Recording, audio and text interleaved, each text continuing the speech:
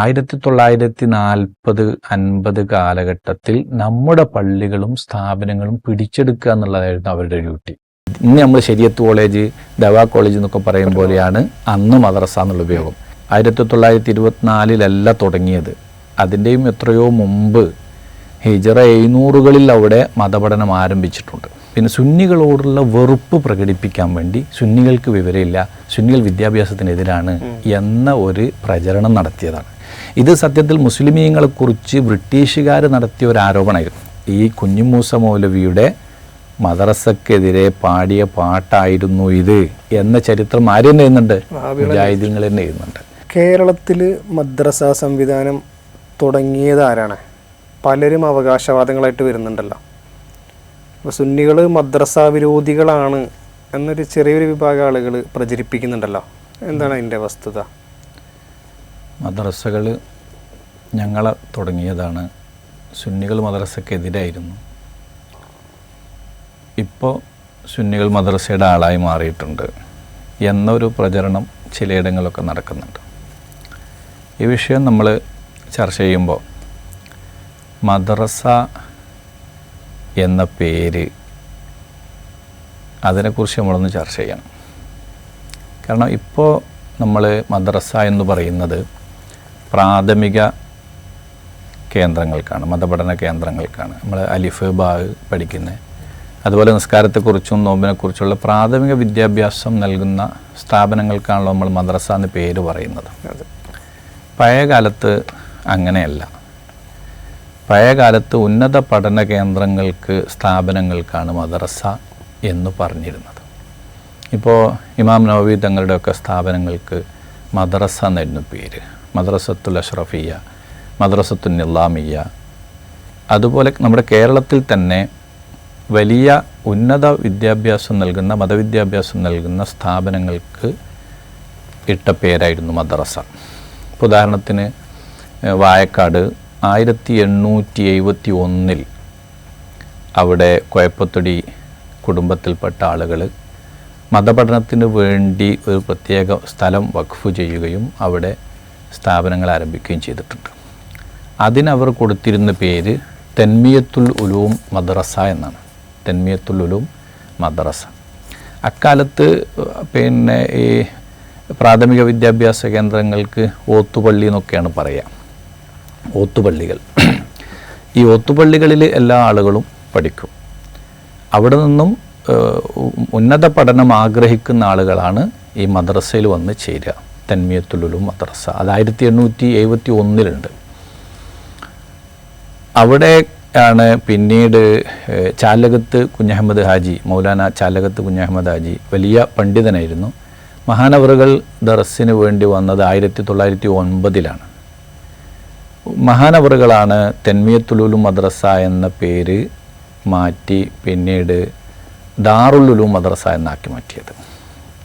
അതുപോലെ 1924 പാങ്ങിൽ അഹമ്മദ് കുട്ടി മുസ്ലിയാർ സമസ്തയുടെ നേതൃത്വമായിരുന്നല്ലോ.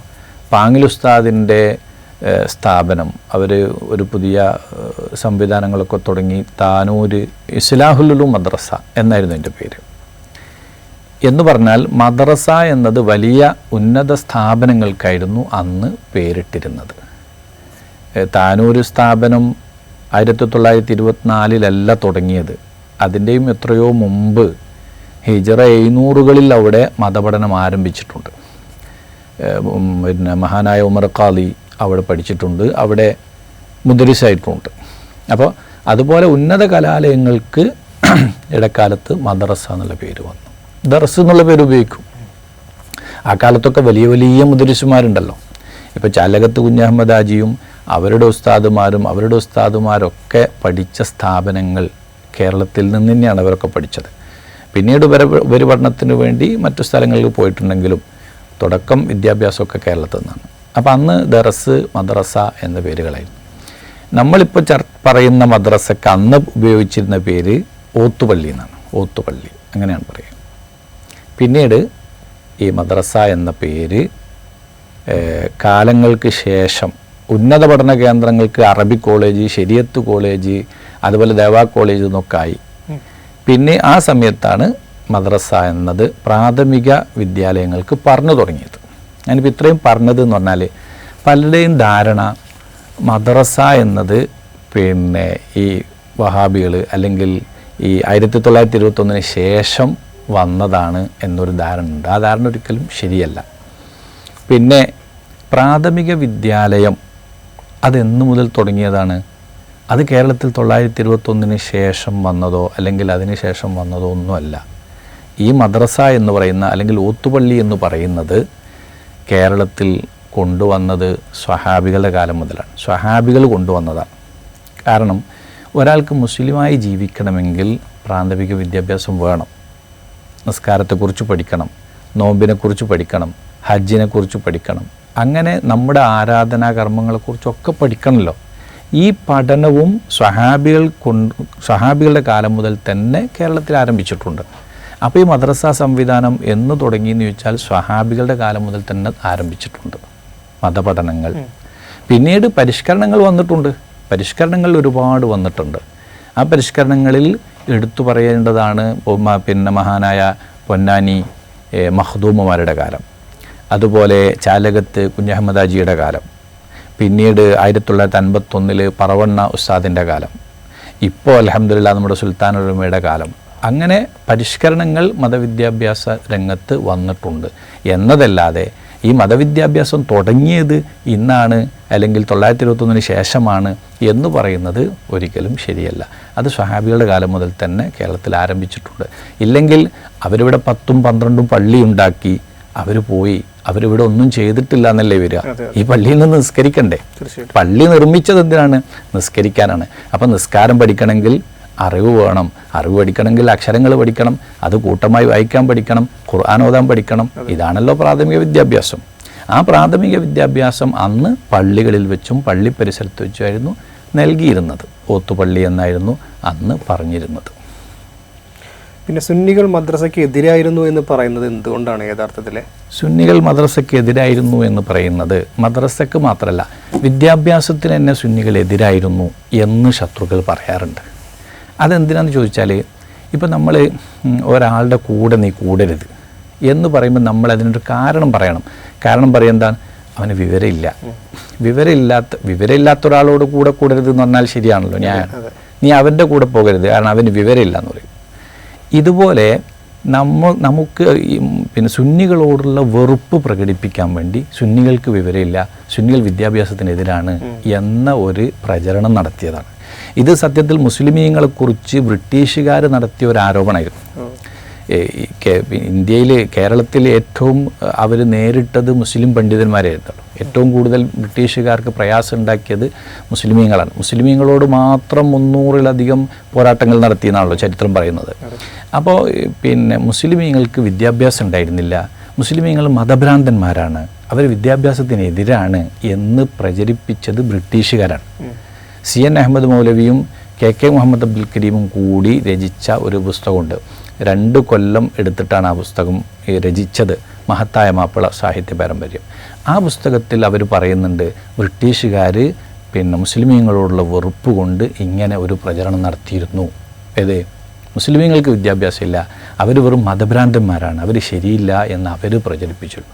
ആ പ്രചരണം ചില ആളുകൾ ഏറ്റെടുത്തു എന്ന് CN പറയുന്നുണ്ട്. അപ്പോൾ അത് സ്വാഭാവികമായും വഹാബികൾ ആ പ്രചരണം ഏറ്റെടുത്ത് ഇവിടെയുള്ള പാരമ്പര്യ മുസ്ലിമീങ്ങളെ ഒന്നിനും പറ്റാത്തവരാണ്, അവർക്ക് തൗഹീദ് അറിയില്ല, അവർക്ക് വിദ്യാഭ്യാസം ഇല്ല, ഞങ്ങളെ വക്കം മൗലവി വന്നപ്പോഴാണ് ഇവിടെ എല്ലാം ഉണ്ടായത് എന്ന് പ്രചരിപ്പിക്കുകയാണ്.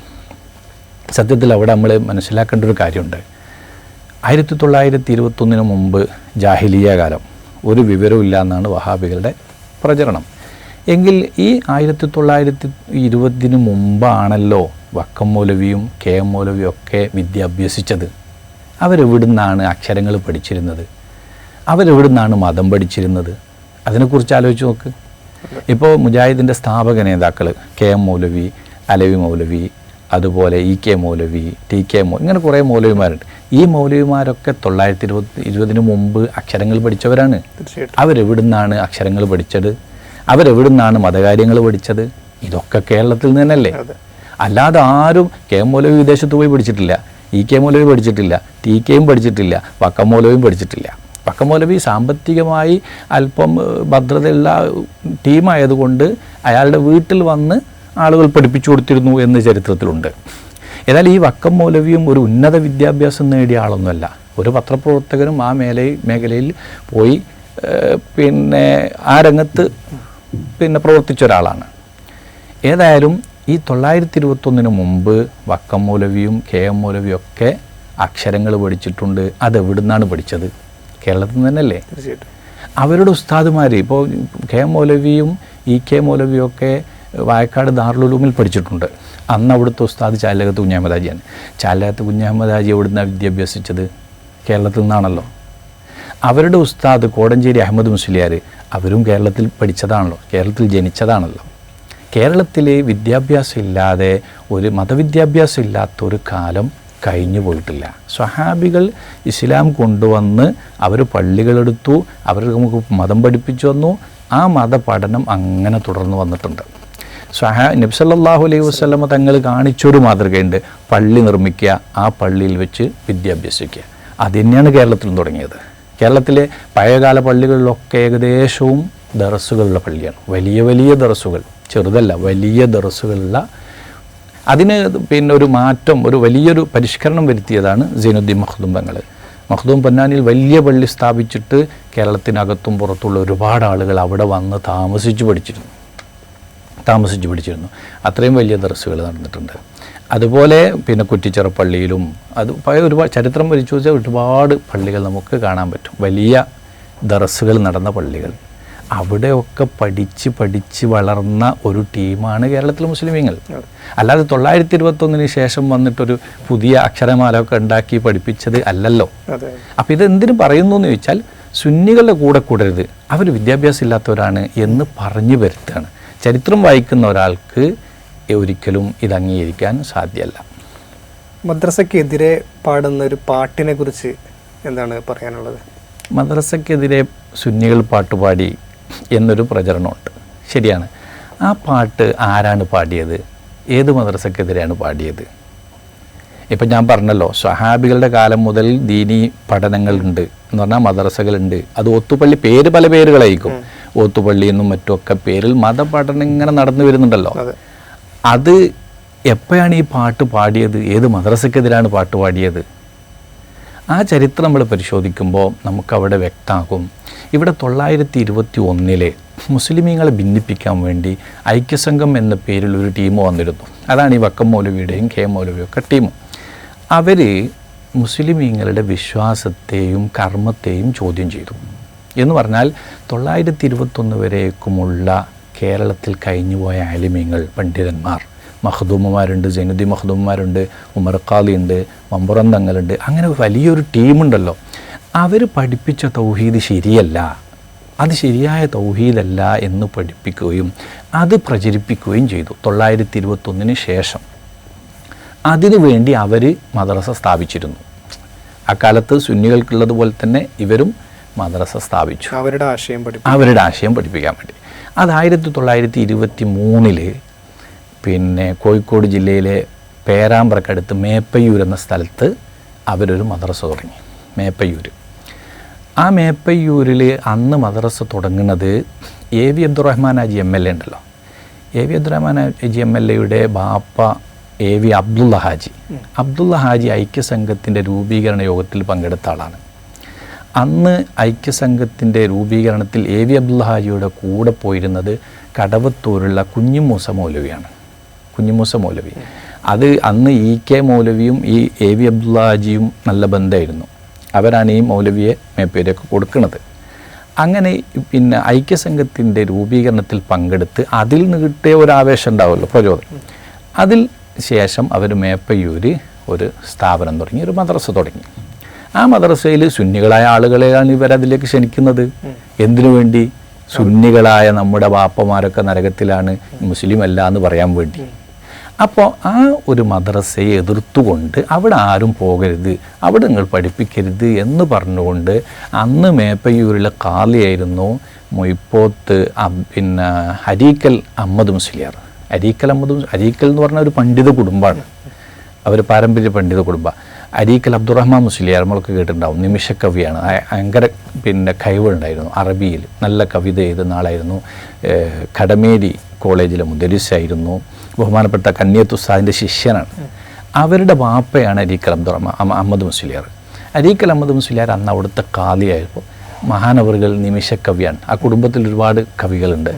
അവർ അഹമ്മദ് മുസ്ലിയാർ പാടിയ പാട്ടാണ് ഈ പറയുന്ന പാട്ട്. അതായത് അവരുടെ ആശയം പഠിപ്പിക്കാനായിട്ട് അവരുണ്ടാക്കിയ സ്ഥാപനത്തിനെതിരെ. അതെ, അത് ആ പാട്ടിൻ്റെ 2 വരിയെ വഹാബികൾ പാടലുള്ളൂ. ആ 2 വരി, ആ പാട്ട് ഫുള്ള് പൂർണ്ണമായും പാടിയാൽ ശരിക്ക് തിരിയും. അത് ഈ കുഞ്ഞിമൂസ മൗലവി ഉണ്ടാക്കിയ മദ്രസക്കെതിരാണ് ആ പാട്ട് വന്നത് എന്ന് ശരിക്ക് തിരിയും. ആ പാട്ടിൻ്റെ പൂർണ്ണ രൂപം ടി.കെ. അബ്ദുള്ള മൗലവി, അയാളുടെ ഒരു ജീവചരിത്രം പറയുന്ന ഒരു പുസ്തകമുണ്ട്, നടന്നു തീരാത്ത വഴികൾ. അതിൽ അദ്ദേഹം ഈ പാട്ടിൻ്റെ ശരിയായ രൂപം അത് ഇന്ന ആളിൽ നിന്ന് ലഭിച്ചു എന്ന് അതിൻ്റെ സനതൊക്കെ പറഞ്ഞിട്ട് റിപ്പോർട്ട് ചെയ്യുന്നുണ്ട്.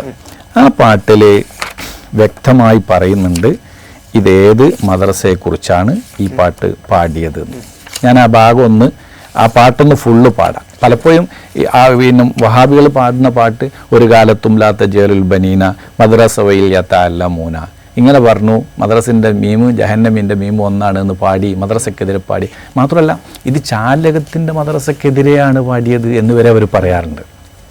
സംഗതി ചാലകത്തിൻ്റെ മദ്രസക്കെതിരെ അല്ല പാടിയത്, സുന്നികൾക്കെതിരെയുള്ള മദ്രസക്കും അല്ല പാടിയത്. ഞാൻ നേരത്തെ പറഞ്ഞല്ലോ, മദ്രസ എന്നുള്ളത് പേര് വ്യത്യാസം ഉണ്ടെങ്കിലും സഹാബികളുടെ കാലം മുതലേ നടന്നു വരുന്ന ഒരു ഏർപ്പാടാണ്. അതിനെതിരെ ഒരിക്കലും ഒരു സുന്നി പണ്ഡിതന് ഒരു പാട്ട് പാടൂല. മാത്രമല്ല ഈ പാടിയ ഉസ്താദ് സ്വന്തമായിട്ട് ദർസ് നടത്തുന്ന ആളുമാണ്.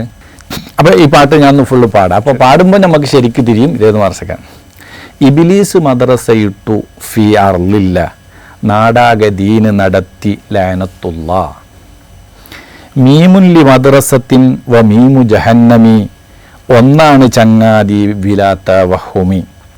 മൂസാ നബിക്കെതിരായി പണ്ടൊരു മൂസ, ഇസ്ലാമിനെതിരാണിന്ന് കുഞ്ഞിമൂസ. കുഞ്ഞിമൂസ എന്ന് പറഞ്ഞാൽ കടവത്തൂർ നിന്ന് വന്ന മേപ്പയ്യൂർ വന്ന കുഞ്ഞിമൂസയാണ്, കുഞ്ഞിമൂസ മൗലവി. ഒരു കാലത്തും ലാ തജ്അലുൽ ബനീന മദ്രസ വയിൽ യതഅല്ലമൂന. ഈ വരിയെ ആളുകൾ എന്താണല്ലോ പാട്. ഇതിന് തൊട്ട മേലാ ഉള്ളത് കുഞ്ഞിമൂസ മൗലവിന്റെ മദ്രസക്കെതിരെ പാടുന്നത് ഇതിൽ തന്നെ ഉണ്ട്. എന്നിട്ട് അടുത്ത വരി മൗലൂദിനും താടസ്സമല്ലേ കാലു. ഈ വഹാബികൾ മൗലൂദിനെതിരാണ്. മൗലൂദിനും താടസ്സമല്ലേ കാലു ഉണ്ടോ ഇവർക്ക് 4 കാലും വാലു. ഇതാണ് ഈ പാട്ടിന്റെ പൂർണ്ണ രൂപം. ഇതിൽ തന്നെ വ്യക്തമാണ് ഇത് വഹാബികളുടെ മദ്രസക്ക് എതിരാണ് ഈ പാട്ട്. അല്ലാതെ സുന്നികൾ ഒരിക്കലും നമ്മുടെ അക്ഷരങ്ങൾ പഠിക്കുന്ന പ്രാഥമിക വിദ്യാഭ്യാസത്തിനെതിരെ തിരിയുമെന്നോ അല്ലെങ്കിൽ അങ്ങനെ ഒരു പാട്ടുണ്ടാക്കുകയോ ചെയ്യുകയില്ല എന്ന് ഉറപ്പാണല്ലോ. കാരണം ഈ പാടുന്ന ആളും വലിയ ആലിമാണ്, അവരും മദ്രസ വിദ്യാഭ്യാസം കഴിഞ്ഞ് വന്നതാണല്ലോ. ചാലിലകത്ത് വാഴക്കാട് വിട്ടത് ഈ ഒരു പാട്ട് പാടി പരിഹാസം കേട്ടിട്ടാണ് എന്ന് പറയുന്നുണ്ടല്ലോ. അപ്പോൾ എന്തായിരിക്കുമോ അതിൻ്റെ ഒരു വസ്തുത? അതെ, ഇപ്പോൾ ഈ അടുത്ത് ഈ പ്രാവശ്യത്തെ അൽമനാറിലും അത് പറയുന്നുണ്ട്. അതുപോലെ മുജാഹിദിൻ്റെ പല സുവനീറുകളിലും ഇത് പറയുന്നുണ്ട്. അവിടെ നമ്മൾ മനസ്സിലാക്കേണ്ട ഒരു സംഗതി എന്ന് പറഞ്ഞാൽ ഇത് കളവാണ് എന്നുള്ള ഉറപ്പ്. ഏത് ചാലകത്തിൻ്റെ മദ്രസക്കെതിരാണ് ഇത് പാടിയത് എന്നുള്ളത് ശുദ്ധമായ കളവാണ്. അത് ഞാൻ പറഞ്ഞു. ഒന്ന്, ഈ പാട്ട് തന്നെ നമ്മൾ പൂർണ്ണമായി പാടിയാൽ എന്ത് മനസ്സിലാവും? ഇത് മേപ്പയ്യൂരിലെ കുഞ്ഞിമൂസ മൗലവിയുടെ മുജാഹിദ് മദ്രസക്കെതിരെ പാടിയ പാട്ടാണ്. ഇനി വഹാബികൾ തന്നെ ഈ ചരിത്രം എഴുതി വെച്ചിട്ടുണ്ട്.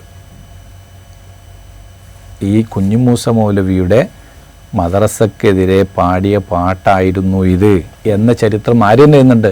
മുജാഹിദീങ്ങൾ തന്നെ എഴുതുന്നുണ്ട്. മുജാഹിദീങ്ങളുടെ ഇന്നലകളുടെ വൈകൾ എന്ന് പറഞ്ഞിട്ടൊരു ചരിത്ര പുസ്തകമുണ്ട്. അവരുടെ കഴിഞ്ഞുപോയ മൗലവിമാരുടെ ചരിത്രം പറയുന്നു. ഇസ്ഹാഖ് അലി കല്ലിക്കണ്ടിയാണ് അത് എഴുതിയത്. ആ പുസ്തകത്തിൽ ഞാൻ ഈ പറഞ്ഞ വിഷയം അങ്ങനെ തന്നെ ഉണ്ട്. അപ്പം അതൊരിക്കലും ചാലകത്തിൻ്റെ സ്ഥാപനത്തെ പറ്റിയല്ല. പക്ഷെ അതെന്തിന് പറയുന്നു എന്ന് ചോദിച്ചാൽ ഇവരത് സുന്നികളെ തെറ്റിദ്ധരിപ്പിക്കാൻ വേണ്ടി വായക്കാട് ഒരു മദ്രസ ചാലകത്ത് തുടങ്ങി ആ മദ്രസക്ക് സുന്നിയൊക്കെതിരെ സംഗതി ആ പറയുന്നതും തെറ്റാണ്. ചാലകത്ത് മദ്രസ ഉണ്ടാക്കിയതല്ല. ചാലകത്ത് വായക്കാട് വന്നിട്ട് ഒരു മദ്രസ ഉണ്ടാക്കി പുതുതാക്കി തുടങ്ങി എന്നാണ് ഇത് കേൾക്കുമ്പോൾ തോന്നുക. സംഗതി അങ്ങനെയല്ല. വായക്കാട് മദ്രസ ആരംഭിച്ചത് 1871 എന്നിട്ട് അവിടെ തെൻമിയത്തുൽ ഉലൂം എന്ന മദ്രസ സ്ഥാപിച്ചു. അവിടെ ഒരുപാട് ആലിമ്യങ്ങൾ, വലിയ വലിയ ആലിമ്യങ്ങൾ ദർസ് നടത്തിയിട്ടുണ്ട്. ഞാൻ പറഞ്ഞല്ലോ, മദ്രസയാണ് അന്ന് ഉപയോഗിച്ചിരുന്നത് എന്തിനാണ്? ഉന്നത വിദ്യ. ഇന്ന് നമ്മൾ ശരിയത്ത് കോളേജ്, ദവാ കോളേജ് എന്നൊക്കെ പറയും പോലെയാണ് അന്ന് മദ്രസ എന്നുള്ള ഉപയോഗം. തെൻമിയത്തുൽ ഉലൂം മദ്രസ, അവിടെ ഒരുപാട് ആലിമ്യങ്ങൾ ദർസ് നടത്തിയിട്ടുണ്ട്. അതിൽ പ്രധാനപ്പെട്ട ഒരാളാണ് ചെറുശ്ശേരി അഹമ്മദ് കുട്ടി മുസ്ലിയാർ. ചെറുശ്ശേരി അഹമ്മദ് കുട്ടി മുസ്ലിയാർ എന്ന് പറഞ്ഞാൽ ചാലകത്ത് ഉസ്താദിൻ്റെ പ്രധാന ശിഷ്യനാണ്. ചാലകത്ത് പലപ്പോഴും ക്ലാസ്സിലൊക്കെ ഈ ചെറുശ്ശേരി അഹമ്മദ് കുട്ടി മുസ്ലിയാരെ പറയുകയൊക്കെ അത്രയും വലിയ ഇഷ്ടമാണ്. മാത്രമല്ല കൂടുതൽ സമയം പഠിച്ചതുമാണ്. ചാലകത്ത് പുളിക്കൽ ദർസ് നടത്തുന്നു, വാഴക്കാട് ചെറുശ്ശേരി അഹമ്മദ് കുട്ടികൾ ദർസ് നടത്തുന്നു. ചാലിലകത്ത് പുളിക്കൽ ദർസ് നടത്തുമ്പോഴാണ് കിബില വിവാദം വന്നത്. അങ്ങനെ ഒരു വിവാദമുണ്ട്, ഒരു ചരിത്രമാണ്. അത് വന്നപ്പം അവിടെ നിന്ന് ചാലിലകത്ത് പോരേണ്ടി വന്നു. ദർസ് ഒഴിവായി, പുളിക്കൽ നിന്ന് ദർസ് ഒഴിവായി. പുളിക്കൽ നിന്ന് ദർസ് ഒഴിവായെന്ന് കേട്ടപ്പം ശിഷ്യനും കൂടിയായ ചെറുശ്ശേരി ഉസ്താദ് എന്ന് പറഞ്ഞു വാഴക്കാട്ടേക്ക് വരാൻ വേണ്ടി പറഞ്ഞു. അങ്ങനെയാണ് ചാലിലകത്ത് വാഴക്കാട്ട് എത്തുന്നത്. അല്ലാതെ വാഴക്കാട് വന്നിട്ട് മദ്രസ തുടങ്ങിയല്ല. മദ്രസ ആദ്യം അവിടെ ഉണ്ട്. അന്നത്തെ മദ്രസ തെൻമിയത്തുൽ ഉലൂം മദ്രസയാണ്. ആ മദ്രസയിലേക്കാണ് ആള് വരുന്നത്, ചാലകത്ത് വരുന്നത്. ചാലകത്ത് വന്നപ്പം അവിടെ ഒരു പരിഷ്കരണം വരുത്തി. എന്താണ് പരിഷ്കരണം? ആ പരിഷ്കരണത്തെക്കുറിച്ചാണ് പിന്നീട് വിഷയങ്ങൾ ഉണ്ടാകുന്നത്. അല്ലാതെ ഈ മദ്രസയെക്കുറിച്ചല്ല. മദ്രസ വേണോ വേണ്ടേ എന്നുള്ളതിലല്ല തർക്കം. പലപ്പോഴും ഈ വഹാബികളും ഈ സംഗതി മനസ്സിലായിട്ടില്ല എന്ന് എനിക്ക് തോന്നുന്നത്. ഇതിപ്പോൾ ഞാൻ കേൾക്കുമ്പോൾ നമ്മൾ എന്താ കരുതുക, ചാലിലകത്തൊരു മദ്രസ തുടങ്ങി, 1ാം ക്ലാസ് 2ാം ക്ലാസ് 3ാം ക്ലാസ്, ഇങ്ങനെ നമ്മളെ പ്രാഥമിക മദ്രസ ഉണ്ടല്ലോ, അത് തുടങ്ങിയപ്പം കുറേ സുന്നികൾ വന്നിട്ട് അതിനെതിരെ പൊട്ടിച്ചു കളഞ്ഞു, അത് പറ്റൂല എന്ന് പറഞ്ഞു. ഇതാണ് ഇവരുടെ മനസ്സിലുള്ളൊരു ചിത്രം. ചരിത്രം പഠിക്കുന്ന ആർക്കും തിരിയും ഇതല്ല സംഭവം. ചാലിലകത്ത് വാഴക്കാട്ടേക്ക് പോകുന്ന പിന്നെ മദ്രസയിൽ 1ാം 2ാം ക്ലാസ് എടുക്കാനല്ല, അവിടെ മുദരിസായിട്ട് പോവാണ്. അവിടെ മുദരിസായിട്ട് പോയിട്ട് മഹാനവറുകൾ ഒരു പരിഷ്കരണം അവിടെ കൊണ്ടുവന്നു. എന്തായിരുന്നു ആ പരിഷ്കരണം? മതഗ്രന്ഥങ്ങൾക്ക് പുറമേ അവിടെ ബയോളജിയും പിന്നെ അതുപോലത്തെ ഭൂമിശാസ്ത്രവും പിന്നെ അങ്ങനത്തെ കുറേ ഭൗതിക വിദ്യാഭ്യാസങ്ങൾ കൂടി ഇതിൻ്റെ കൂടെ ചേർത്തു. ഇന്ന് നമ്മൾ ദേവാ കോളേജ് ഉണ്ടല്ലോ, ഇന്നത്തെ ദേവാ കോളേജിൽ തഫ്സീറുണ്ട്, മിഷ്കാത്ത് ഖുർആനുണ്ട്, ഹദീസുണ്ട്, ഫിഖുണ്ട്, അതോടൊപ്പം ഭൗതിക വിദ്യാഭ്യാസമുണ്ട്, +2 +1 ഒക്കെ ഉണ്ടല്ലോ. ഈ ഒരു ശൈലി അവിടെ കൊണ്ടുവന്നു. അവിടെ കൊണ്ടുവന്നപ്പം പ്രശ്നങ്ങൾ എന്ന് പറഞ്ഞാൽ എന്താ, ഇത് വേണോ വേണ്ടോ എന്നുള്ളതല്ല പ്രശ്നം. ഈ ഭൗതിക വിദ്യാഭ്യാസം വേണോ എന്നുള്ളതിലല്ല പ്രശ്നം. ഈ 1871 ഈ ഭൂമി വഖഫ് ചെയ്തിട്ടുണ്ടല്ലോ, അതെന്തിനു വേണ്ടിയാണ്? അത് ദർസിന് വേണ്ടിയാണ്, ഖുർആൻ ഹദീസ് പഠിപ്പിക്കാൻ വേണ്ടിയാണ്. അപ്പം അതിനു വേണ്ടി വഖഫ് ചെയ്യപ്പെട്ട ഒരു സ്ഥലം, അതിൻ്റെ ആസ്തി, അതിൻ്റെ ഫണ്ട് ഈ ബയോളജിയും അതുപോലെ ഫിസിക്സും പഠിപ്പിക്കാൻ പറ്റുമോ പറ്റൂലേ? ക്രമശാസ്ത്രപരമായിട്ടുള്ള ഇതാണ് തർക്കം. ഇതിന് അത് ഉപയോഗിക്കാൻ പറ്റുമോ പറ്റൂലേ? ഇതാ തർക്കം. അപ്പോൾ ചാലകത്ത് കുഞ്ഞ് അഹമ്മദ് ഹാജി പറഞ്ഞു, നിങ്ങൾക്ക് പിന്നെ വലിയ പണ്ഡിതന്മാരെ കൊണ്ടുവന്ന് പരിശോധിക്കാം. ഞാനിവിടെ എന്താ ചെയ്യുന്നതെന്ന് പോലും അവർ പരിശോധിച്ചോട്ടെ. അങ്ങനെ വലിയ പണ്ഡിതന്മാർ, അന്നത്തെ വലിയ പണ്ഡിതന്മാർ മഖ്ദൂം കുടുംബത്തിൽപ്പെട്ടവരും അതുപോലെ പിന്നെ യൂസുഫ് മുസ്ലിയാർ, ഫലുഫരി, പള്ളിപ്പുറം യൂസുഫ് മുസ്ലിയാർ, അവരും അതുപോലുള്ള 3 or 4 ആലിമീങ്ങൾ വന്ന് പരിശോധിച്ചു. അങ്ങനെ പരിശോധിച്ചപ്പോൾ അവരത് അംഗീകാരം കൊടുക്കുകയും ചെയ്തു. ഒരു തർക്കം വരുമ്പോൾ മുതിർന്ന പണ്ഡിതന്മാർ വരും, അത് പരിശോധിക്കും, സ്വാഭാവികമാണ്. അങ്ങനെ ഒരു സ്വാഭാവികമായ പരിശോധന അവിടെ നടന്നു, അവർ അംഗീകാരം കൊടുക്കുകയും ചെയ്തു. ഇത് അംഗീകാരം കൊടുത്തിട്ടുണ്ട് എന്നുള്ളത് കെ മൗലവിയുടെ ജീവചരിത്രത്തിലുണ്ട്. കെ കരീം അത് പറയുന്നുണ്ട്. അന്ന് ഈ വിഷയം വന്നപ്പം പണ്ഡിതന്മാർ പരിശോധിച്ചു, അവിടെ തീർപ്പ് കൽപ്പിച്ചു, ഇതിന് കുഴപ്പമില്ല എന്ന് പറഞ്ഞു. പിന്നീട് എന്തായി, 1 or 2 ആളുകൾ വീണ്ടും ഒരു സംശയം പ്രകടിപ്പിച്ചപ്പം ചാലിലകത്ത് എന്ത് ചെയ്തു, ഒരു വിവാദത്തിന് ഞാനില്ല എന്ന നിലക്ക് ഓർ അവിടുന്ന് പിരിഞ്ഞ് നല്ലളത്തേക്ക് ദർസ് മാറുകയാണ് ചെയ്തത്. അല്ലാതെ ഈ പാട്ട് പാടിയിട്ട് അവിടുന്ന് ഓടിച്ച സംഗതി ഒന്നുമില്ല. അങ്ങനത്തെ ഒരു വിഷയം അവിടെ ഇല്ല. മദ്രസക്കെതിരെയുള്ള സംസാരം തന്നെ ഇല്ല. പിന്നെ ആകെയുള്ള തർക്കം എന്താണ്, ഇതിനു വേണ്ടിയാണല്ലോ ഈ സംഗതി വഖഫ് ചെയ്തത്. അപ്പം ദർസിന് വേണ്ടി എന്ന് പറഞ്ഞ് വഖഫ് ചെയ്തത്, അത് ഇതിനു വേണ്ടി ഉപയോഗിക്കാൻ പറ്റുമോ, ഈ പഠനത്തിനും കൂടി ഉപയോഗിക്കാൻ പറ്റുമോ? ഈ പഠനം വേണ്ടെന്നല്ല കേട്ടോ, ബയോളജി പഠിക്കണ്ട അല്ലെങ്കിൽ ഭൂമിശാസ്ത്രം പഠിക്കണ്ട എന്നതല്ല. അതിനു വേണ്ടി ദർസിന് വേണ്ടി നീക്കിവെച്ച അല്ലെങ്കിൽ വഖഫ് ചെയ്ത സ്വത്ത് ഇതിന് ഉപയോഗിക്കാമോ? ഇതാണ് അന്നത്തെ ചർച്ച. അത് പണ്ഡിതന്മാരത് പരിശോധിച്ചിട്ട് അംഗീകാരം കൊടുത്തു എന്നും ചരിത്രത്തിലുണ്ട്. പിന്നെ അതോടുകൂടി അവിടെ ക്ലോസ് ചെക്ക് ചെയ്ത സംഗതിയാണത്. പക്ഷെ ഇവരിപ്പം പൊക്കിക്കൊണ്ടുവരുന്നത് എന്തിനാന്ന് വെച്ചാൽ നമ്മൾ ഈ മദ്രസക്കൊക്കെ എതിരായിരുന്നു എന്ന് വരുത്തി തീർക്കാൻ വേണ്ടിയാണ്. 1951 ശേഷമാണ് മദ്രസ സമസ്ത ആരംഭിച്ചത് എന്നാണല്ലോ. അപ്പോൾ അന്ന് 10 മദ്രസയെ സമസ്തയ്ക്ക് ഉണ്ടായിരുന്നുള്ളൂ എന്നൊരു പ്രചരണം ഉണ്ടല്ലോ, അതിനെക്കുറിച്ച് എന്താണ് നമുക്ക് പറയാനുള്ളത്? അവിടെയും ഞാൻ നേരത്തെ പറഞ്ഞല്ലോ, മദ്രസ എന്നത് സ്വഹാബികളുടെ കാലം മുതലേ ഉണ്ട്. മാറ്റങ്ങൾ ഇടയ്ക്കിടയ്ക്ക് വന്നിട്ടുണ്ട്. ചാലകത്തിൻ്റെ സമയത്തും മദ്രസകൾക്ക് മാറ്റം വന്നിട്ടുണ്ട്. ഈ മദ്രസ ഈ 1ാം ക്ലാസ് 2ാം ക്ലാസ് എന്നുള്ള പ്രാഥമിക മദ്രസ ഉണ്ടല്ലോ, അതിലും മാറ്റങ്ങൾ ചാലകത്ത് വരുത്തിയിട്ടുണ്ട്. പിന്നെ നമ്മുടെ അറബി മലയാള അക്ഷരമാലയിലൊക്കെ വലിയ സേവനങ്ങൾ ചെയ്തിട്ടുണ്ട്. അങ്ങനെ ഓരോ പണ്ഡിതന്മാരും വ്യത്യസ്ത രൂപത്തിൽ ചെയ്തിട്ടുണ്ട്. 1951 സമസ്ത മദ്രസ ഉണ്ടാക്കിയതല്ല. സമസ്ത മദ്രസ ഉണ്ടാക്കില്ല. നമ്മൾ ഒന്നും കൂടി ശ്രദ്ധിക്കേണ്ടേ, ഈ ഇതിലൊക്കെ ഒരു തെറ്റിദ്ധരിപ്പിക്കലുണ്ട്. ഞാൻ പറഞ്ഞല്ലോ, സമസ്തയുടെ നേതൃത്വമായിരുന്നു പാങ്ങിൽ അഹമ്മദ് കുട്ടി മുസ്ലിയാർ. അവരുടെ താനൂരുള്ള സ്ഥാപനം ഇസ്ലാഹുൽ ഉലൂം മദ്രസയാണ്. ഈ മദ്രസ എന്നത്, അല്ലെങ്കിൽ പ്രാഥമിക മദ്രസ തന്നെ ഈ 1951 സമസ്ത ഉണ്ടാക്കിയല്ല. പ്രാഥമിക മദ്രസ സ്വഹാബത്തിന്റെ കാലം മുതലേ ഉണ്ട്. പ്രാഥമിക വിദ്യാഭ്യാസം അന്ന് മുതലേ മുസ്ലിമുകൾക്കുണ്ട്. ഒരാൾ മുസ്ലിം ആയാൽ ഓനിക്ക് പ്രാഥമിക വിദ്യാഭ്യാസം കൊടുക്കൽ നിർബന്ധമാണല്ലോ, നിർബന്ധമാണ്. ഫാത്തിഹ പഠിക്കണം, അതുപോലെ നിസ്കാരം പഠിക്കണം, ഇതെല്ലാം പഠിപ്പിക്കണ്ടേ? ഇത് തന്നെയല്ലേ മദ്രസയിൽ നടക്കുന്നത്. പിന്നെ 51 എന്താ ഉണ്ടായത്? 51 ഉണ്ടായത് മദ്രസകൾ പിന്നെ പല സ്ഥലത്തും നടക്കുന്നുണ്ട്. കേരളത്തിൽ പലയിടങ്ങളിലും മദ്രസ നടക്കുന്നുണ്ട്. ഈ മദ്രസകൾക്ക് ഒരു ഏകീകരണ സ്വഭാവം വേണം, സിലബസ് വേണം, ഇതിനെ പരിശോധിക്കാൻ ആൾ വേണം. അത് പിന്നെ 1951 വടകര വെച്ച് സമസ്തയുടെ 19ാം സമ്മേളനം നടത്തി. ആ സമ്മേളനത്തിലാണ് ഇങ്ങനെ ഒരു മദ്രസ ഏകീകരണ വിഷയത്തെക്കുറിച്ചുള്ള ചർച്ച വരുന്നത്. അതിൻ്റെ തീരുമാനം തന്നെ വായിച്ചാൽ നമുക്ക് ആ കാര്യം ബോധ്യപ്പെടും. 1951 ഈ വിദ്യാഭ്യാസ ബോർഡിൻ്റെ വരുന്നത്. വിദ്യാഭ്യാസ ബോർഡ് ഉണ്ടാക്കാൻ, മദ്രസ ഉണ്ടാക്കിയല്ല, രണ്ടും രണ്ടാണ്. അന്നത്തെ പിന്നെ അൽബയാനിൽ വന്ന ഒരു ഭാഗം ഞാൻ വായിക്കാം. കേരളത്തിൽ അങ്ങിങ്ങായി ചിന്നിച്ചിതറി കിടക്കുന്ന ദർസുകളും മദ്രസകളും അഹ്ലുസുന്നത്തി വൽ ജമാഅത്തിന്റെ വിശ്വാസാചാരങ്ങളിൽ നിന്ന് അണുവോളം എതിർപോകാതെ കാലോചിതവും വ്യവസ്ഥാപിതവുമായ ഒരു പദ്ധതി അനുസരിച്ച് ഏകീകരിച്ച് നടത്തപ്പെടുന്ന വിഷയത്തിലാണ് ബോർഡിൻ്റെ പ്രഥമവും പ്രധാനവുമായ ശ്രദ്ധ പതിഞ്ഞത്.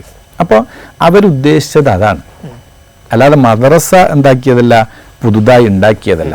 ഇപ്പം അടുത്ത് ഏതൊരാൾ പ്രസംഗിക്കുന്നത് നമ്മൾ കേട്ടിട്ടുണ്ട്. അങ്ങനെ സമസ്ത മദ്രസ തുടങ്ങിയത് 51 മറ്റോള് ഇത്രയല്ലേ, ഇങ്ങനെ ചോദിക്കുന്നത്. 51 മദ്രസ തുടങ്ങിയതല്ല. കേരളത്തിൽ വ്യാപിച്ചു കിടക്കുന്ന അനേകം മദ്രസകൾക്ക് ഒരു ഏകീകരണ സ്വഭാവം ഉണ്ടാക്കുകയാണ് ചെയ്തത്. ഇതിനെക്കുറിച്ചുള്ള വിദ്യാഭ്യാസ ബോർഡിൻ്റെ ഒരു അറിയിപ്പ് 1982 വന്നത് തന്നെയാണ് അൽബയാനിൽ വന്നത്. പിന്നെ ഈ ഏകീകരിക്കാൻ വേണ്ടി ഇവർ ആദ്യം ചെയ്തത് എന്താണെന്നറിയോ? അന്നത്തെ ആലിമ്യങ്ങൾ ചെയ്തത് ഒരു അപേക്ഷാ ഫോം ഉണ്ടാക്കി. എന്നിട്ട് ആ അപേക്ഷയിൽ ഈ മദ്രസൻ്റെ ആളുകൾ, കമ്മിറ്റി ഭാരവാഹികൾ ഉണ്ടാക്കണം, ഞങ്ങളെ മദ്രസ നിങ്ങൾ അംഗീകരിക്കണം എന്നൊരു അപേക്ഷ അങ്ങോട്ട് എഴുതി കൊടുക്കണം. അതിൻ്റെ ഒരു അറിയിപ്പ് ഞാൻ വായിച്ചുതരാം. ഇന്ന് കേരളത്തിൽ വളരെയധികം പ്രാഥമിക മദ്രസകൾ സ്ഥാപിതമായി കാണുന്നതിൽ ഏതൊരു മുസ്ലിമിനും സന്തോഷിക്കാതിരിക്കുകയില്ല. 1952 എഴുതുന്നത്.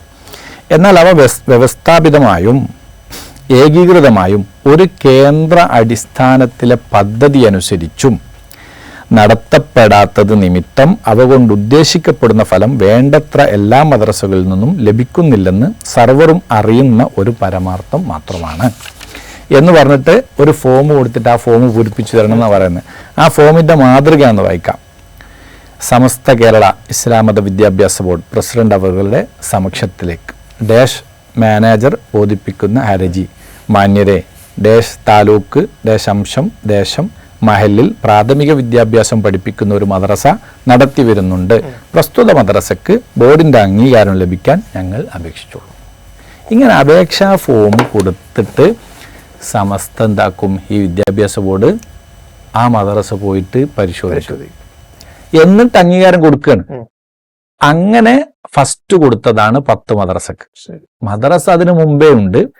ഇങ്ങനെ പരിശോധിച്ചിട്ട് ഈ അപേക്ഷ പൂരിപ്പിച്ച് തന്നത് ഫസ്റ്റ് 10 എന്ന് പറയുമ്പോൾ അക്കൊല്ലം 10 എന്നല്ല, അത് അൽബയാനിലെ ആദ്യത്തിൽ വന്നതാണ്. പിന്നീട് അൽബയാന്റെ തുടർ ലക്കങ്ങളിലൊക്കെ ഒരുപാട് മദ്രസകൾ അംഗീകരിച്ചു കൊടുക്കുന്നുണ്ട്.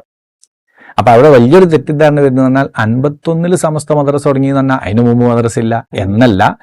1951 മദ്രസകൾക്ക് ഒരു ഏകീകരണ സ്വഭാവം ഉണ്ടാക്കിയാണ്. അങ്ങനെയാണ് 1952 എല്ലാ മദ്രസകൾക്കും ഒരേ പാഠപുസ്തകം, 1 മുതൽ 5 വരെയുള്ള പാഠപുസ്തകം 52 തന്നെ ഇറങ്ങിയിട്ടുണ്ട്. ഇപ്പൊ എന്ത് വന്നു എന്ന് വെച്ചാൽ എല്ലാ മദ്രസകൾക്കും ഒന്നാം ക്ലാസ്സിൽ ഒരേ ബുക്ക്, 2ാം ക്ലാസ്സിൽ ഒരേ ബുക്ക്. അപ്പൊ പരീക്ഷ നടത്താനും പരിശോധിക്കാനൊക്കെ എളുപ്പമാണല്ലോ. ഈ സംവിധാനം കൊണ്ടുവന്നതാണ് 1951 സമസ്ത ചെയ്തത്, അല്ലാതെ മദ്രസ അന്ന് ആരംഭിച്ചതല്ല. ഈ അറബിക് കോളേജ് തുടങ്ങിയത് വഹാബികളാണോ? അറബിക് കോളേജ് ഞാൻ നേരത്തെ പറഞ്ഞല്ലോ, ദർസിന്റെ മറ്റൊരു പേരാണ് അറബിക് കോളേജ്. പഴയ കാലത്ത് ദർസ് തന്നെയാണ് പറയല്. പിന്നീട് അത് അറബിക് കോളേജ്, ശരീഅത്ത് കോളേജ് ഇങ്ങനെ മാറി മാറി വന്നതാണ്. ഇപ്പോൾ നിങ്ങൾ പറഞ്ഞ പോലെ ഒരു പ്രസംഗത്തിൽ ഞാൻ കേട്ടു, അറബിക് കോളേജുകൾ വഹാബികളാണ് ആദ്യം തുടങ്ങിയത്, പിന്നെ സുന്നികൾ അതിന്റെ പിന്നാലെ പോയതാണ്. ആ പറയുന്നതും ശരിയല്ല. കാരണം വഹാബികൾ തുടങ്ങി എന്ന് പറയുന്ന അറബിക് കോളേജ് ഏതാണ്? ഒന്ന് പുളിക്കൽ മദീനത്തുൽ ഉലൂം. ഈ പുളിക്കൽ മദീനത്തുൽ ഉലൂം എങ്ങനെ വന്നത്? MCC അബ്ദുറഹ്മാൻ മൗലവി പിന്നെ തിരൂരങ്ങാടി തറമ്മൽ പള്ളിയിൽ നടത്തിയ ഒരു ദർസ് ഉണ്ടായിരുന്നു. അവിടെ സൗകര്യം ഇല്ലാത്തത് കൊണ്ട് പുളിക്കലിലേക്ക് മാറിയതാണ്. അവിടെ അവരുണ്ടാക്കിയ സ്ഥാപനമല്ല. പുളിക്കലിൽ 1912 ചാലിലകത്തിന്റെ നിർദ്ദേശത്താൽ ഒരു സ്ഥാപനം വന്നിരുന്നു. അവിടെയും സുന്നികളാണ് തുടങ്ങിയത്. ചാലിലകത്ത് കുഞ്ഞഹമ്മദ് ഹാജിയുടെ നിർദ്ദേശപ്രകാരം പുളിക്കലിൽ ഒരു സ്ഥാപനം തുടങ്ങിയിരുന്നു. അൽ കവാക്കിബുൻ നെയ്യറ എന്നാണ് അതിന്റെ പേര്. ആ സ്ഥാപനത്തിന്റെ കമ്മിറ്റികളുമായി ബന്ധപ്പെട്ട് ഇവരെന്തൊക്കെയാണ് അത് കൈവശപ്പെടുത്തിയാണ്. അവിടത്തേക്ക് MCC അബ്ദുറഹ്മാൻ മൗലവിയുടെ സ്ഥാപനം അങ്ങോട്ട് മാറിയതാണ്. അദ്ദേഹത്തിന്റെ വിദ്യാർത്ഥികളും കൂടി അവിടെ പോയിട്ട് തുടങ്ങിയതാണത്. ശരിക്ക് ആ സ്ഥാപനം തുടങ്ങുന്നതും അതിന്റെ ആസ്തി ഉണ്ടാക്കിയൊക്കെ ആരാണ്? സുന്നികൾ തന്നെയാണ്. പിന്നീട് ഇവർ പിടിച്ചെടുത്താണ്. മാത്രമല്ല അവിടെ നമ്മൾ ചിന്തിക്കേണ്ട ഒരു കാര്യം, കേരളത്തില് വളരെ കുറഞ്ഞ സ്ഥാപനങ്ങളാണ് വഹാബികൾ ഉണ്ടാക്കിയത്. 1940-50 കാലഘട്ടത്തിൽ നമ്മുടെ പള്ളികളും സ്ഥാപനങ്ങളും പിടിച്ചെടുക്കുക എന്നുള്ളതായിരുന്നു അവരുടെ ഡ്യൂട്ടി. അല്ലാതെ ഒന്നും അവർ നിർമ്മിച്ചിട്ടില്ല. ഇപ്പൊ ഇടവണ്ണയായാലും ഒതായിലായാലും അവിടെ ഒക്കെ അവർ ചെയ്തത് എന്താണ്? അവിടെ പ്രാദേശികമായി ഒരു കമ്മിറ്റി ഉണ്ടാക്കും. എന്നിട്ട് ആ കമ്മിറ്റിയിലേക്ക് അവിടുത്തെ പള്ളിയുടെ ആധാരങ്ങൾ രജിസ്റ്റർ ചെയ്യും. പഴയ കാലത്ത് ഇങ്ങനെ ആധാരങ്ങളും കാര്യങ്ങളും രജിസ്ട്രേഷൻ അങ്ങനെ നോക്കൂലല്ലോ. അതിവരെന്ത് ചെയ്തു? ഇവര് ദുരുപയോഗം ചെയ്ത് അവരുടെ ഈ പ്രാദേശിക കമ്മിറ്റിയിലേക്ക് ഈ പള്ളിയുടെ ആധാരങ്ങളൊക്കെ രജിസ്റ്റർ ചെയ്ത് അവിടെ പ്രശ്നങ്ങൾ ഉണ്ടാക്കിയ രേഖ നോക്കുമ്പോൾ ആരുടെ കയ്യിലേക്കും? ഇവരുടെ കയ്യിലേക്കും. അങ്ങനെ ഒരുപാട് പള്ളികളും സ്ഥാപനങ്ങളും നമുക്ക് നഷ്ടപ്പെട്ടിട്ടുണ്ട്. അതിൽപ്പെട്ടതാണ് അൽ കവാക്കിബുൻ നെയ്യറ എന്നുള്ളത്. ചാലിലകത്ത് കുഞ്ഞഹമ്മദ് ഹാജിയുടെ നിർദ്ദേശത്തിൽ തുടങ്ങിയതാണ്. 1912 തുടങ്ങിയത്. 21 ശേഷമല്ല, 21 മുമ്പ് തുടങ്ങിയാണ്. അവിടെയാണ് മദീനത്തുൽ ഉലൂം എന്ന സ്ഥാപനം വന്നത്. അത് 1947-45 ശേഷമാണ്. എന്നാൽ അതിനു മുമ്പ് സുന്നികൾക്ക് അറബി കോളേജ് ഉണ്ട്. 1924 പാങ്ങിൽ അഹമ്മദ് കുട്ടി മുസ്ലിയാര് താനൂര് വലിയ കുളങ്ങര പള്ളിയിൽ മുദരിസായി വന്നു. അപ്പൊ അവര് ആ വർഷം തന്നെ വലിയ ഒരു മാറ്റം അവിടെ ഉണ്ടാക്കി. അവിടെ വലിയൊരു അറബി കോളേജ് തന്നെ ആരംഭിച്ചിട്ടുണ്ട്. പേര് അറബി കോളേജ് എന്നായിരിക്കില്ല, മദ്രസ. ഞാൻ നേരത്തെ പറഞ്ഞല്ലോ പേരിന്റെ വിഷയം. അന്ന് അവിടെ മഹാനവറുകൾ പ്രിൻസിപ്പളായിരുന്നു, മാനേജറായിരുന്നു. ആ സ്ഥാപനത്തിന്റെ പേര് ഇസ്ലാഹുൽ ഉലൂം മദ്രസ എന്നാണ്. അത് 1924 വഹാബികൾ അതിൻ്റെയും കുറെ ഇപ്പുറത്താണ് സ്ഥാപനം തുടങ്ങുന്നത്. ഇനി വഹാബികൾ തുടങ്ങിയ വിദ്യാഭ്യാസം എന്താണ്? ഇവിടെ അഫ്ളുൽ ഉലമ പാസ്സായി കുറെ അറബി മുൻഷിമാരെ ഉണ്ടാക്കി എന്നതാണ്. അതുകൊണ്ട് കാര്യമായ നേട്ടങ്ങളൊന്നും ദീനിനില്ല. എന്നുള്ളത് നമ്മൾ പറയല്ല, അവര് തന്നെ പറയുന്നുണ്ട്. ദർസ് സംവിധാനത്തെയും ഇവരുടെ ഈ അഫ്ളുൽ ഉലമ സംവിധാനത്തെയും കമ്പയർ ചെയ്തുകൊണ്ട് അവർ പറയുന്നുണ്ട് ദർസ് വലിയ പുരോഗതി ഉണ്ടാക്കിയിട്ടുണ്ട്. എന്നാൽ നമ്മുടെ ഈ പദ്ധതിയോ അത് വളരെ മോശമാണ് എന്ന് അവര് തന്നെ പറയുന്നുണ്ട്. ആ ഭാഗം ഞാനൊന്ന് വായിക്കാം. കോഴിക്കോട് 2002 നടത്തിയ മുജാഹിദ് സമ്മേളനത്തിന്റെ സുവനീറിൽ സിദ്ദീഖ് ഹസൻ എഴുതാണ്. ജമാഅത്തിന്റെ നേതാവാണ് എഴുതുന്നത്. മുജാഹിദിന്റെ പ്രസിദ്ധീകരണത്തിലാണ്. കേരളത്തിൽ ദീനീ വിജ്ഞാനത്തെയും മതപരമായ മാർഗദർശനത്തെയും നിലനിർത്തുന്നതിൽ പള്ളി ദർസുകൾ വഹിച്ച പങ്ക് അതുല്യമാണ്. കാരണം അത് ശരിയാണല്ലോ. കേരളത്തിൽ വന്ന ഏത് ആലിമിനെടുത്തു നോക്കുങ്ങൾ, അവരൊക്കെ പള്ളി ദർസ് എന്ന് വന്നോല. ഇപ്പൊ ഈ ചാലിലകത്ത് വലിയ സംഭവമാണ് എന്ന് എല്ലാവർക്കും അറിയാം. സുന്നികളായ നമുക്കും അറിയാം വലിയ സംഭവമാണ് എന്ന്, വഹാബിയൊക്കെ അറിയാം. ചാലിലകത്ത് പഠിച്ചത് എവിടെയാണ്? പള്ളി ദർസിലാണ്. സൈനുദ്ദീൻ മഖ്ദൂം വലിയ സംഭവമാണ്, വലിയ വലിയ ആലിമാണ്. മഹാനവറുകളുടെ ഗ്രന്ഥങ്ങളൊക്കെ പിന്നെ ഷാഫി മദ്ഹബ് അനുസരിച്ച് പ്രവർത്തിക്കുന്ന എല്ലാ സ്ഥലങ്ങളിലും ഉണ്ട്. ഫതുൽ മൊയ്ൻ അല്ലേ, അത്രയും വിശ്രുതാണ്. അപ്പൊ സൈനുദ്ദീൻ മഖ്ദൂം ഒന്നാമനും രണ്ടാമനൊക്കെ എവിടെ പഠിച്ചത്? കേരളത്തിൽ ജനിക്കുകയും കേരളത്തിൽ പള്ളി ദർസിൽ പഠിച്ചാണ്. സൈനുദ്ദീൻ മഖ്ദൂം ഒന്നാമൻ ജനിക്കുന്നത് കൊച്ചിയിലാണല്ലോ. മഹാനവറുകൾ അവിടെ പ്രാഥമിക വിദ്യാഭ്യാസം കഴിഞ്ഞ് വരുന്ന ദർസ് വിദ്യാഭ്യാസത്തിൽ വരുന്ന എവിടെയാണ്? കോഴിക്കോടാണ്, കുറ്റിച്ചിറയിലാണ്. അവിടെ റമദാൻ ഷാലിയാത്തിയുടെ ശിഷ്യന്റെ അടുക്കലാണ് സൈനുദ്ദീൻ മഖ്ദൂം ഒന്നാമൻ പഠിക്കുന്നത്. അപ്പൊ കേരളത്തിൽ ഈ ദർസ് സംവിധാനം വലിയ വിപ്ലവങ്ങൾ ഉണ്ടാക്കിയിട്ടുണ്ട്. അത് ആർക്കും അറിയാം, മുജാഹിദീങ്ങൾക്കും അറിയാം, ജമാഅത്തുകാർക്കും അറിയാം. ജമാഅത്തിന്റെ നേതാവാണ് പറയുന്നത്. ഭൗതിക സാഹചര്യങ്ങൾ തീർത്തും പ്രതികൂലമായിരുന്നിട്ടുകൂടി പ്രഗത്ഭരായ ആലിമുകൾ പള്ളി ദർസുകളിലൂടെ ദീനീ വിദ്യാഭ്യാസത്തെ നിലനിർത്തുകയും മുന്നോട്ട് നയിക്കുകയും ചെയ്തു. നിലവിലെ സമുദായത്തിന്റെ ഉന്നത വിദ്യാഭ്യാസ സ്ഥാപനങ്ങളിൽ പലതും പള്ളി ദർസുകളുടെ അവശേഷിപ്പുകളാണ്. എന്നിട്ട് അയാൾ ഇങ്ങനെ അവസാനം പറയാണ്, ആധുനിക അറബി യൂണിവേഴ്സിറ്റികളുടെ പാഠ്യപദ്ധതിയും പാഠ്യപുസ്തകങ്ങളും പഠിച്ച ശേഷം സമ്പൂർണമായ നവീകരണം ഈ രംഗത്ത് നടക്കണം. നിലവിലെ പാഠ്യക്രമം തൃപ്തികരമല്ല. മുറിമല്ലമാർ എന്ന് പറയാവുന്ന ബിരുദധാരികളെ പടച്ചുവിടാൻ മാത്രമേ ഇന്നത്തെ BA അഫ്ളലുൽ ഉലമ പാഠ്യക്രമത്തിലൂടെ സാധിക്കുന്നുള്ളൂ. അവർ അബദ്ധങ്ങൾ പഠിപ്പിക്കുകയും ചെയ്യുന്നു. തന്മൂലം അറബി ഭാഷയ്ക്ക് ഉച്ചാരണ ശുദ്ധി പോലും നഷ്ടമായിട്ടുണ്ട്. സിദ്ദീഖ് ഹസൻ ഇതാണ്. അപ്പൊ അഫ്ളലുൽ ഉലമ എന്ന് പറഞ്ഞിട്ട് കുറച്ച് സ്ഥാപനങ്ങൾ അവരുണ്ടാക്കി എന്നല്ലാതെ, അഫ്ളലുൽ ഉലമ കോഴ്സ് ഉണ്ടാക്കി എന്നതല്ലാതെ കാര്യമായിട്ട് മതപരമായ അഗാധ പാണ്ഡിത്യം ഉണ്ടാക്കുന്ന ഒരു ടീമിനെ ഇറക്കാൻ അവർക്ക് സാധിച്ചില്ല. അത് നമുക്ക് ഇന്നത്തെ സാഹചര്യം തന്നെ മനസ്സിലാക്കിയേ കഴിയും. ഇന്നിപ്പോ വഹാബികളുടെ സ്ഥാപനങ്ങളിൽ നിന്ന് ഇറങ്ങുന്ന ആളുകളെ പരിശോധിച്ച് നോക്ക്. ഒരു വലിയ പാണ്ഡിത്യമുള്ള, ഒരു അഗാധ പാണ്ഡിത്യമുള്ള ഒരാൾ ഇന്നുവരെ വന്നിട്ടില്ല. കാരണം അതുകൊണ്ട് തന്നെ അവർക്ക് ഈ മതപരമായി കർമ്മശാസ്ത്രത്തിലോ അല്ലെങ്കിൽ ഹദീസിന്റെ വിഷയത്തിലോ ഖുർആന്റെ വിഷയത്തിലോ ഒരു ഗഹനമായ ഒരു ഗ്രന്ഥം അവർക്കില്ല എന്ന് മാത്രമല്ല, അവരുടെ സ്ഥാപക നേതാക്കൾ മുതൽ ഇങ്ങോട്ട് തന്നെ പരിശോധിച്ച് നോക്ക്. ഇപ്പൊ KM മൗലവി ആകട്ടെ, ഈ MCC-മാരാകട്ടെ, അതുപോലെ ആരായാലും അവർക്കൊന്നും ഒരു പഠനാർഹമായ ഗ്രന്ഥം ഇല്ലല്ലോ. എന്നാൽ നമ്മുടെ ആലിമീങ്ങൾക്ക്, ഇന്ന് ജീവിച്ചിരിക്കുന്ന ആലിമീങ്ങളും അതുപോലെ കഴിഞ്ഞു പോയതുമായ കേരളത്തിലെ ആലിമീങ്ങളെ പരിശോധിച്ച് നോക്ക്. എത്ര ഗ്രന്ഥങ്ങളാണ് അവർക്കുള്ളത്. അറബിയിലുണ്ട്, മലയാളത്തിലുണ്ട്. എന്നു മാത്രമല്ല, ഇപ്പൊ മിഷ്കാത്തിന് ഷാഫി മദ്ഹബ് അനുസരിച്ചുള്ള ഒരു ശറഅ് ഇബ്നു ഹജർ തങ്ങളിലുണ്ട്. എന്നാലും നമ്മുടെ കേരളത്തിൽ ഈ അടുത്ത് കഴിഞ്ഞു പോയ ബഹുമാനപ്പെട്ട നെല്ലിക്കുത്ത് ഉസ്താദ് എത്ര വാള്യങ്ങളുള്ള ഗ്രന്ഥങ്ങളാണ് രചിച്ചത്. ഹദീസിന്റെ ശറഹാണ് അത്. നെല്ലിക്കുത്ത് ഉസ്താദ് നമ്മുടെ നാട്ടിൽ പള്ളി ദർസിൽ പഠിച്ച ആളാണല്ലോ. അതുപോലെ കോടമ്പോയ ബാബ ഉസ്താദ്, അല്ലാഹു ദീർഘായുസ്സും ആഫിയത്തും കൊടുക്കട്ടെ, ഖുർആനിന്റെ തഫ്സീർ ജലാലൈനി, തൈസീറുൽ ജലാലൈനി, എത്ര വാള്യങ്ങളാണ്. അപ്പൊ അങ്ങനെ ഒരുപാട് വാള്യങ്ങളുള്ള വലിയ വലിയ ഗ്രന്ഥങ്ങൾ ഇന്നും രചിക്കുന്നവർ നമ്മുടെ പള്ളി ദർസിൽ നിന്ന് വളർന്നു വന്നവരുണ്ട്. ഇപ്പോൾ പള്ളി ദർസിൽ നിന്ന് ഈ അടുത്ത കാലത്തായി പഠനം കഴിഞ്ഞ് രംഗത്ത് വന്നവരും വലിയ ഗ്രന്ഥങ്ങൾ രചിക്കുന്നുണ്ട്.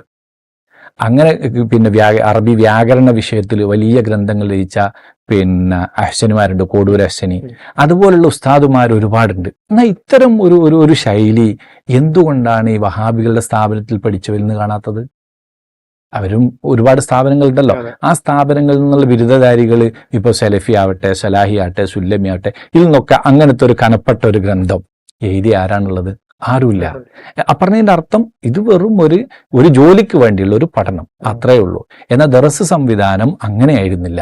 അവരഗാധമായ പാണ്ഡിത്യം അവിടെയുള്ള മുദരിസുമാര്, ഉസ്താദുമാര് കൊടുത്തിരുന്നു. അതുകൊണ്ട് തന്നെ 10-15 കൊല്ലം അവിടെ ഇരുന്നവർ പഠിക്കും.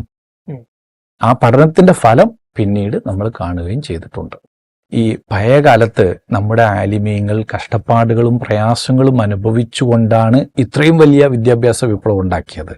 പിന്നീട് അൽഹംദുലില്ലാഹ് നമ്മുടെ സുൽത്താനുൽ ഉലമ കാന്തപുർ ഉസ്താദിന്റെ കാലം വന്നപ്പം സാമ്പത്തികമായും കൂടി നമുക്ക് വലിയ ഉയർത്തെഴുന്നേൽപ്പുണ്ടായി. വിദേശത്ത് നമ്മുടെ പ്രവർത്തകന്മാരുടെ അധ്വാനത്തിന്റെ ഫലം കൂടി വന്നപ്പോൾ വലിയ വിപ്ലവങ്ങൾ നമുക്കുണ്ടാക്കിയിട്ടുണ്ട്.